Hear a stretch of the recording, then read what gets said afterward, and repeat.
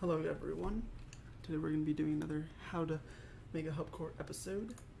And what we're going to be focusing on today is making a couple more listeners and as well as Enderpearls and double jumps. And if we get into it, maybe the inventories, but that'll probably be next episode.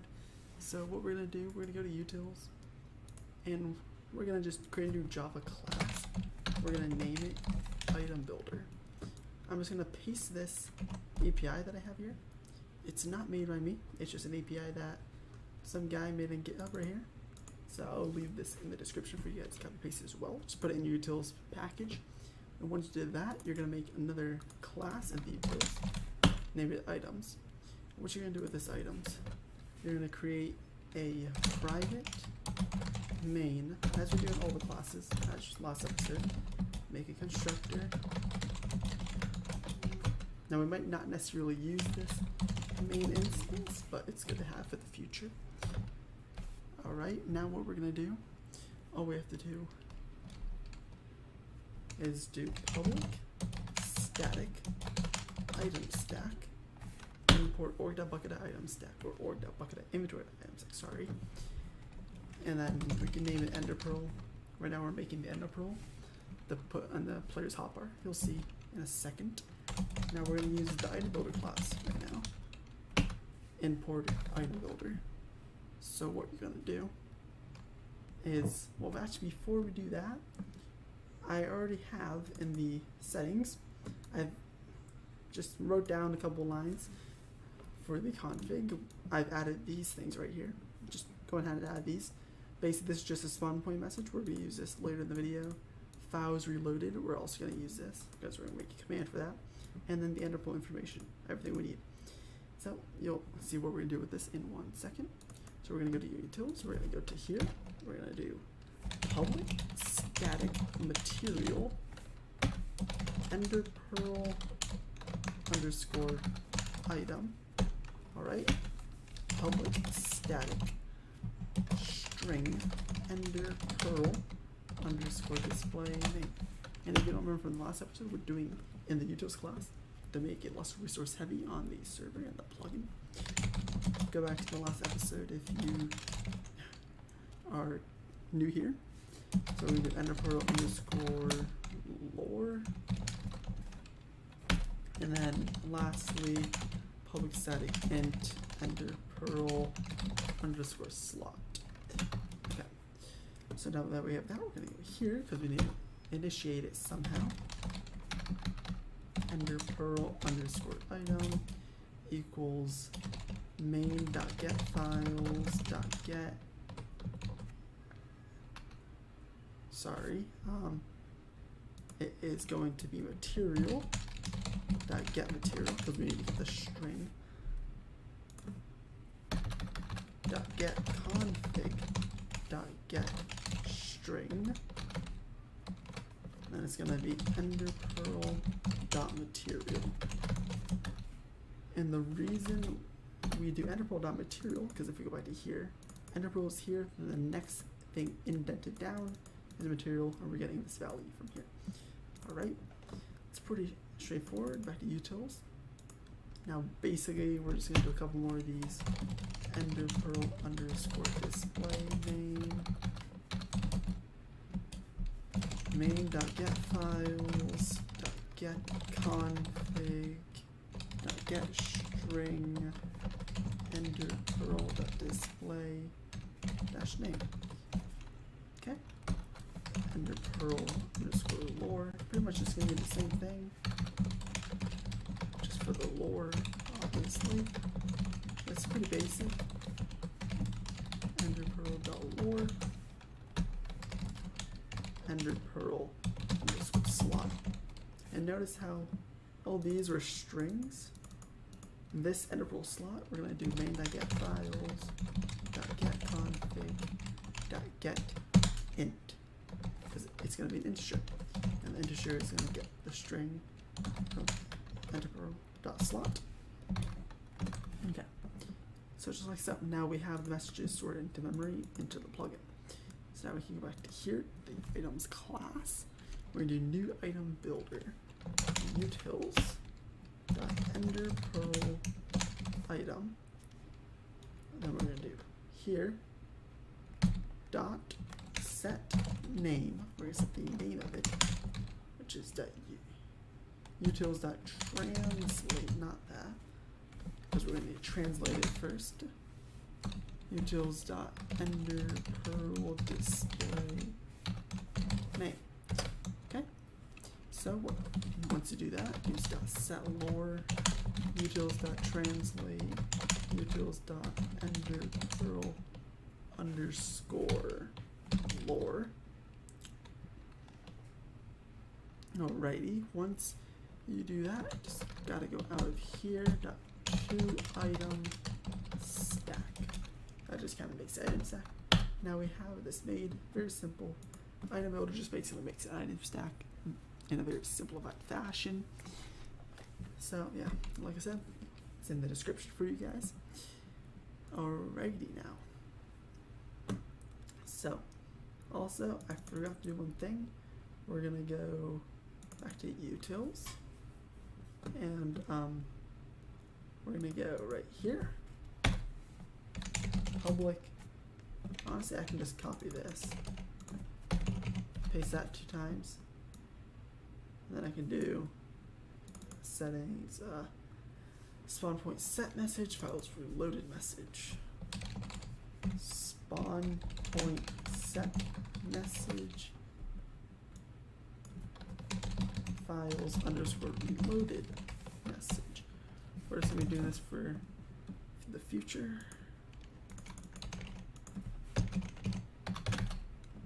Okay. Spawn point set message, files dash reloaded dash message. So we're just basically loading these messages in the memory, just like we do with everything else. Alrighty. So now that is done. So now what we're gonna do, we're gonna go to listeners, new, Java class. We're gonna name it Enderpearl listener. Okay. We're going to implement listener, of course, because we're making a listener. We all have to implement listener. Private main.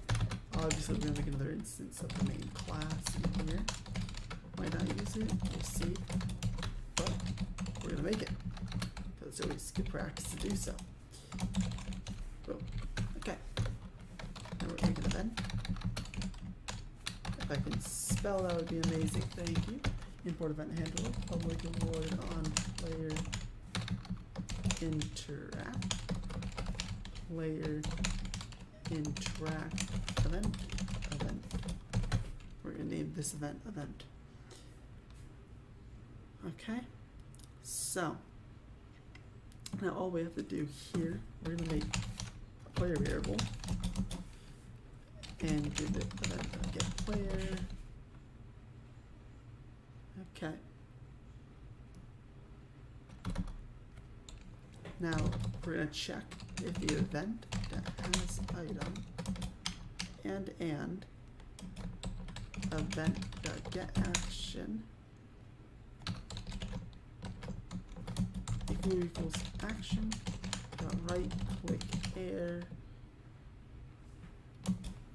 or event.getAction equals action dot right click block. This is basically just checking if they're holding down the right click button when they have an Enderpearl. Well, we didn't do the Enderpearl check yet, but we're about to do that right now. So we're going to do here, we're going to add another check to it, and then event.getItem.equals items. This is where the items class comes into play. Enderpearl. Okay.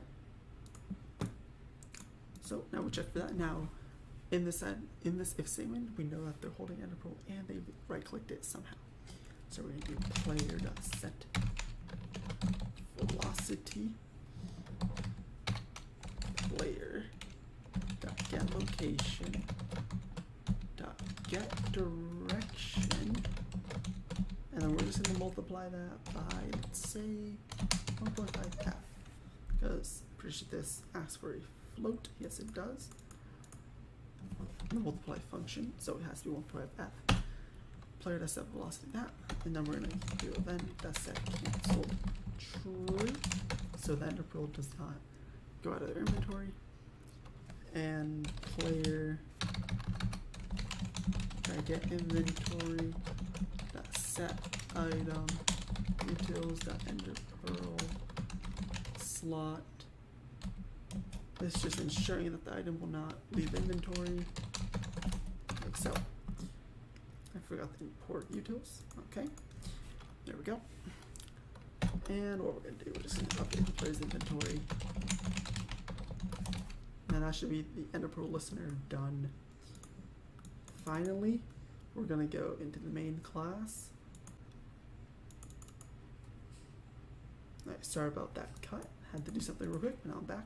As I was saying, I forgot to register random listeners last episode, so we're gonna do that right now. We're gonna do get server dot get plugin manager dot register events new random listeners. We're just gonna give an instance of this and comma this. Now we're gonna choose that listener. Get server dot get plugin manager dot register events new, what is it? Enderpearl listener. Come with this. Okay. So we registered both of those. We're pretty good on that side. And before I do anything else, I just want to just get the double jump listener done as well. Let's just make another class. Name it double jump listener. Make it implements listener. Again, give an instance of the main. Initiate main class.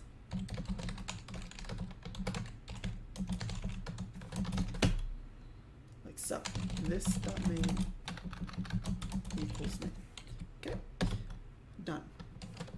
Now we're just gonna do a couple listeners inside of this class that will handle the double jump effect. Okay, so we're gonna do on player toggle flight, player toggle flight, event name event,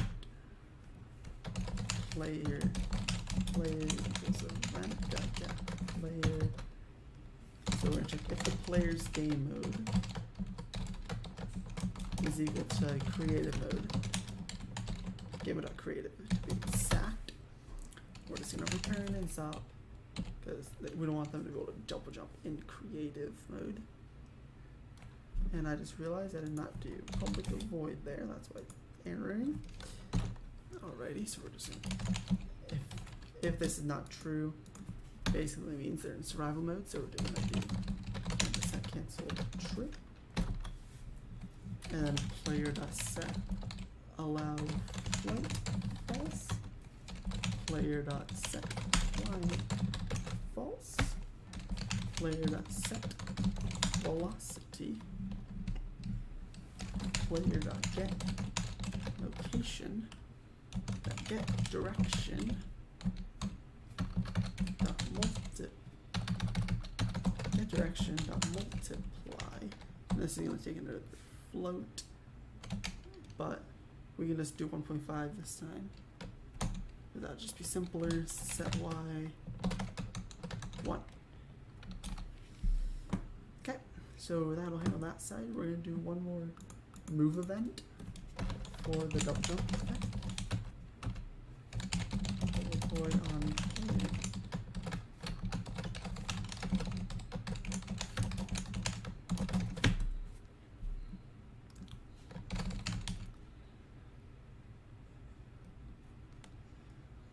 player. Player equals event player. I had a brain fart there. What was I doing? Alright, now we're just gonna do another player get game mode is not equal to game mode dot creative and player dot get location dot subtract. This might be a little bit complicated for you guys, but I can show you it won't be pretty soon. And we're just going to get the block of this location. Get type not equal to material dot air.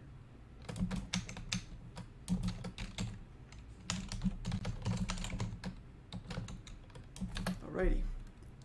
And if they're also not flying, obviously.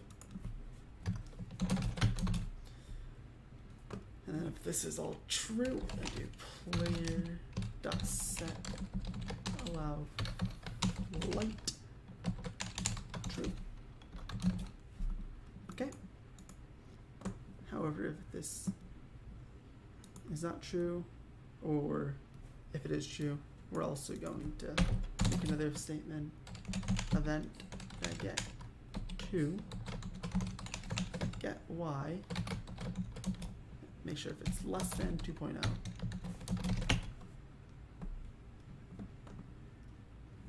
And then we're just gonna do main.get server. We're gonna start a runnable here, or to be honest, a sync delayed task. I'll probably go more in depth on tasks and schedulers in a future episode, maybe not in the hub core tutorial, but in a separate spigot tutorial that I'll most likely start in the future. So stay tuned for that. Cast it to plugin, and then main cast runnable new runnable. All right, and now what we're gonna do, we're gonna create an override because we override the public void run function. Okay, now here's the logic that comes into play. Double y equals player location get y minus 2.0. Location equals new location player get location dot get world. All right.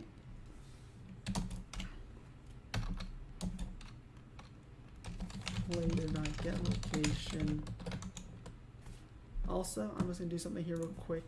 It is good practice to do if you're using something more than once. I suggest putting it into a variable. So we'll just do that, and then we'll basically just player location.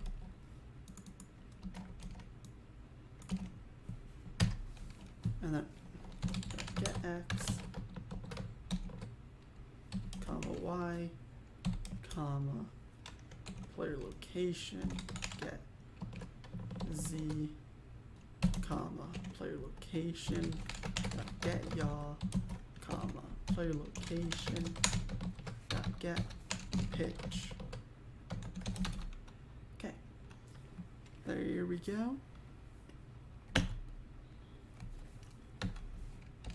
Player get world play effect location, and we're just gonna affect, let's see, dot ender signal. Why not? Cool little sound. We'll just do 50, 30. Okay.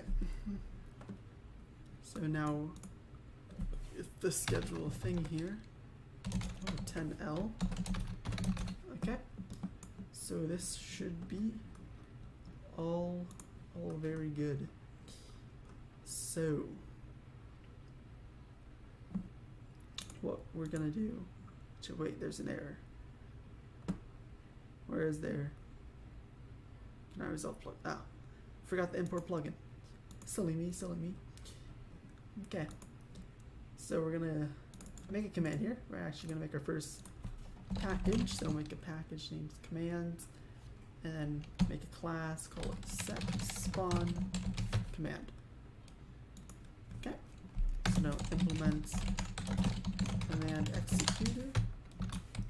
In the future, we'll probably make like a cool command manager that will actually handle subcommands and all that. So yeah, private main public set spawn command main this dot main equals main. All right. So now what we're gonna do? We're gonna do public boolean on command. We're gonna make the basic function for this. Command sender, command, string a label, and then string as an array args. All right. So basically, we're just gonna create the player variable here as kind of we gotta cast the player, and then sender. Okay. So we're gonna check if they have permission to do this command. Just kind of the basics for all commands. So this is doing it. Lot admin permission node player.send message utils.translate utils. I guess we don't have a no permission node or no permission message. Should probably make one. Let me go settings. Let's do it here, I guess. No permission message. No permission message. Boom. No permission. Perfect. Now go right below this. Copy. Now underscore permission.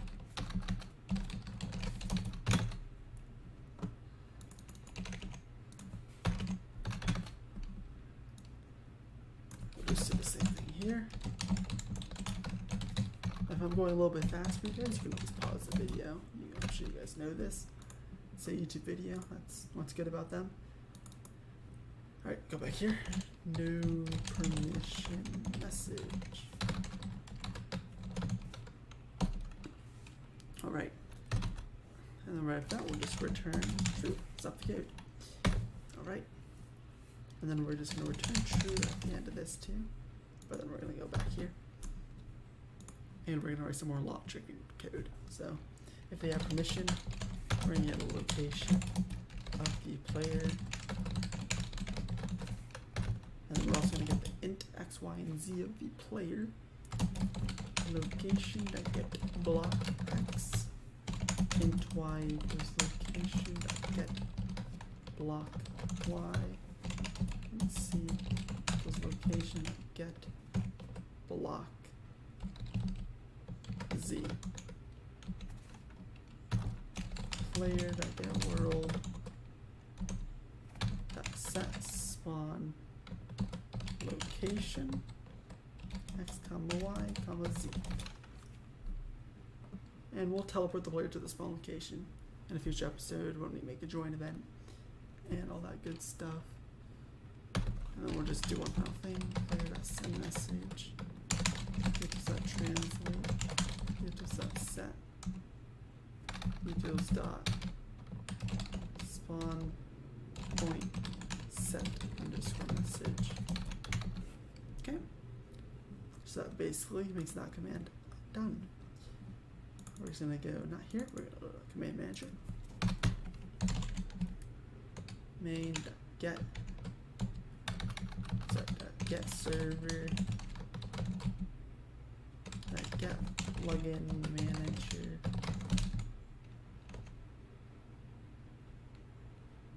Wait, no, sorry.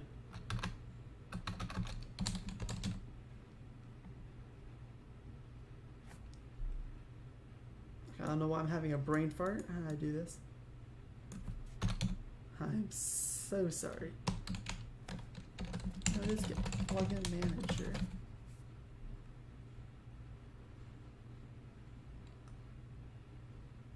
Oh my god.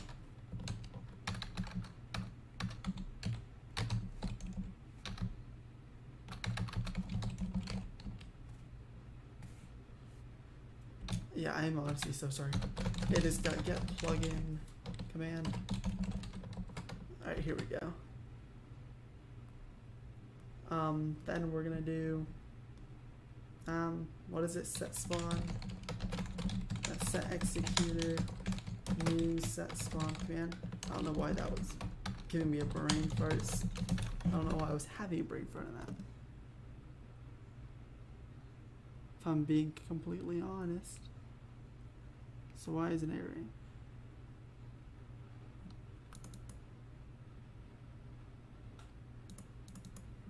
Oh, I did this. It's supposed to be main. My bad. Okay. There we go. Now we're going to plug in the YML. We're going to add another category here. Make commands. And just simply do set spawn. That's all you need to do to register the command. And honestly, let's see how long the video is. 15 minutes plus a little bit extra because I had to cut the video at one point. So I honestly think this video is going to be long enough. In the future video, episode 3, we'll probably get into making the reload files command and some inventories and a player interactive event. So I'm just going to do a quick note for myself in the main class to do. And we'll just write player interact event items inventories and also the reload files command. Oops. Okay. So I think that'll be honestly good, and the inventories will be inventory managers and a whole menu system. So stay tuned for that. So I'll see you guys later. Hope you guys enjoyed. Subscribe if you liked it. Like the video. Comment what you want to see next. etc. Alright. Have a good day.